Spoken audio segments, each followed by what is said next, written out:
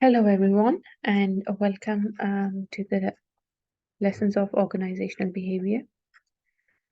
Today, the topic that we are going to discuss is organizational architecture. The learning outcomes.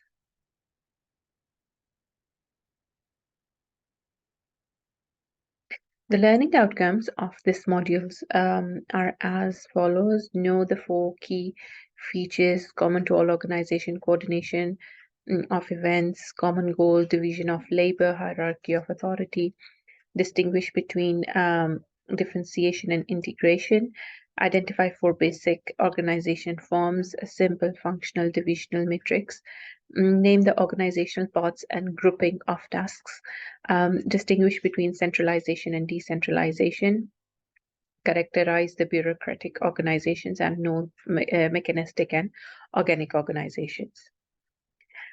Okay, so let's start with this organizational chart. This is a sample of organization chart for a hospital. And if you see that the highest level is board of directors, and then there are chief executive officer, a strategic planning advisor, legal counsel, president, executive, administrative. So you can see a lot of layers in this type of structure.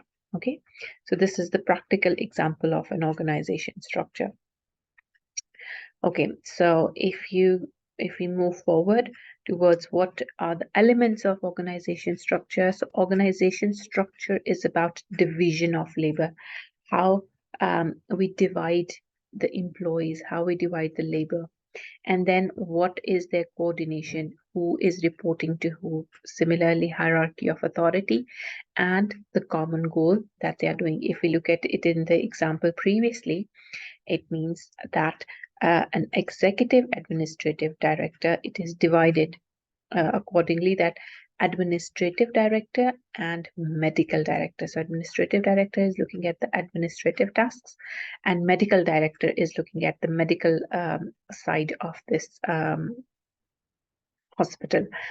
Similarly, if we look at the authority, it is from upward to downward. So director of admissions, director of accounting is directly reporting to administrative director. Okay, all of these.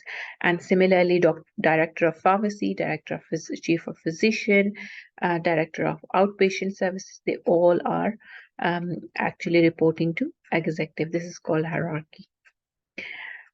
Similarly, decision rights and organizational boundary. Who has decision rights in organization?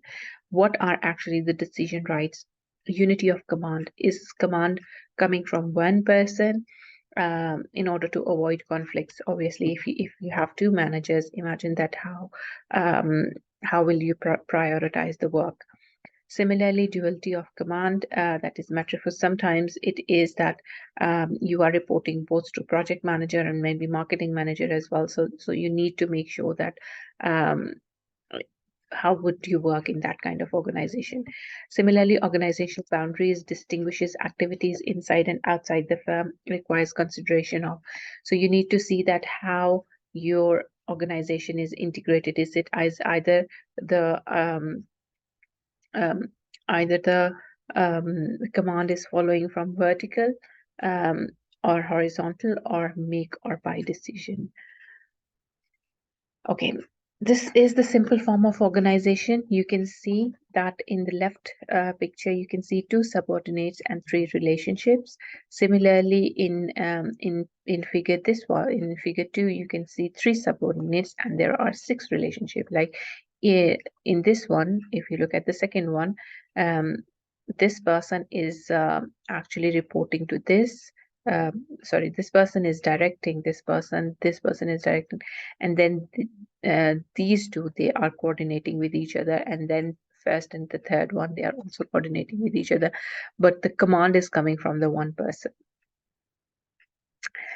Similarly, now the types of organization, or the forms of organization. So the first one is functional form. In functional form, you can see that there is a director.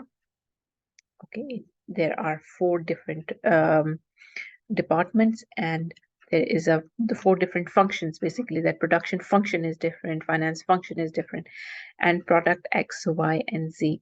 So all the demand, it's all the command is coming from this.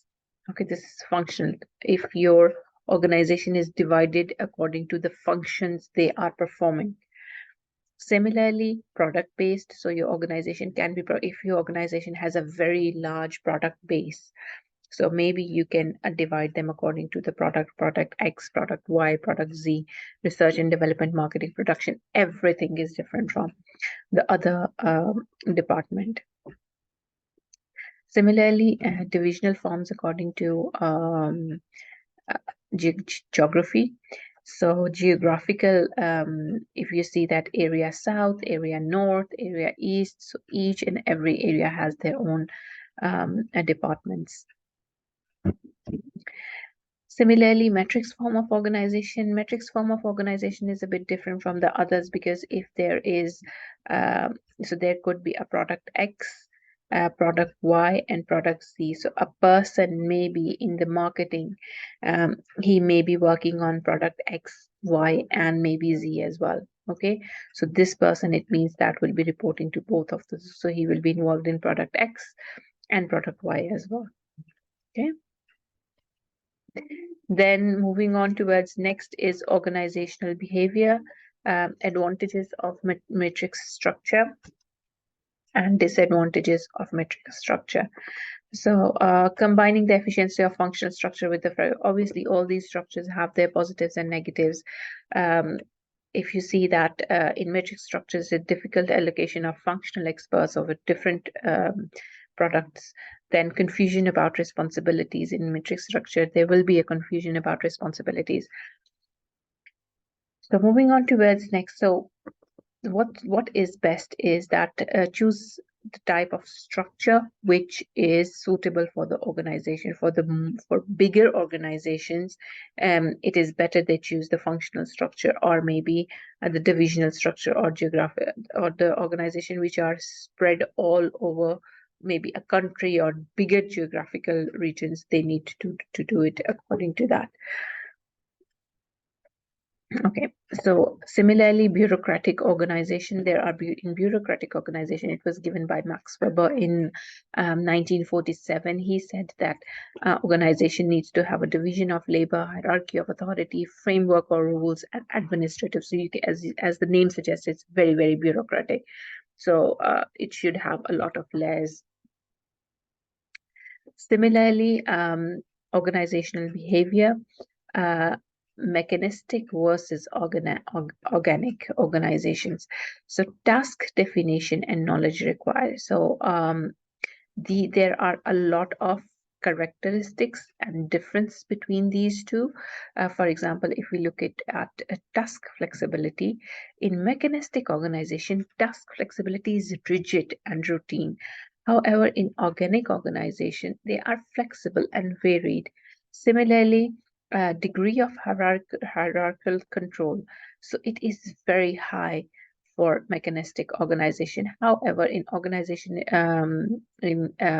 organizations, there is more of a self-control.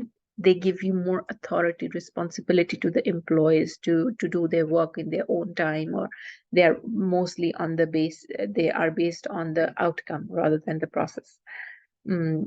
Similarly, in decision making, in mechanistic organization, decision making is authoritative. However, in organic, it's democratic and participative. Still, there is nothing like bad or good type of organization structure. You can choose whatever suits the organization. Okay. Similarly, Mintzberg gave his organization types. He says that there are 5 basic parts of organizations. Strategic apex, then in the middle line, like top authority, middle authority, and operating core, and the lower authority. And then there are people who are supporting through the technology and the supporting staff. So this is the hierarchy that he actually gave. There are some new organizational types as well, which are more flatter, flat organizations. Flat organization means they have less layers, they have less hierarchies, and greater flexibility as well. More complex organization today, the choice between centralization and decentralization is more complex nowadays, because we have horizontal, we have most, now there is a trend of having virtual organization. So in virtual organization where everything is virtual, it is difficult to set time and responsibility. So it's more towards team structures now. um, Similarly, hourglass organizations, project organization in which you work for a project, and when project finishes, it's the organizations also finish. Then platform organizations. These are the new forms of organizations. The contingency approach to organizational design. It says that organizations tend to be more effective when they are structured or designed to fit the demand of the situation. So now currently what kind of situation it is going on, and if you want to move, for example, in COVID, most of the organizations, they did have hierarchy, but the employees were given more flexibility. So we need to see the situation, how it goes. And then similarly, typical contingency variables are technology environment, especially if you have hired Generation Z employees. If we take example in the UK, um, research shows that they like to have, even with millennials, they like to have more authority towards work. They do not appreciate much of the hierarchical structure, so they like to have flexibility and authority. So we need to see that trend as well. Organization problems are caused by poor fit. So obviously, if you hire a person who likes to have more authority, and if they are into an organization which is very rigid, they do not have anything to, you know they don't have any authority in what they are working, and obviously it will be a misfit. Similarly, strategy and organizational structure. Factors such as complexity, centralization, formalization have an impact on the decision-making process in the organization and on the strategy that will emerge. Um, then coming from Michael Porter gave also some kind of organization structure like cost leadership strategies, differentiation strategies, and focus strategies. So these are also important to look at. Yeah, so that's it for the organization behavior. We'll see you in the next lesson. Thank you.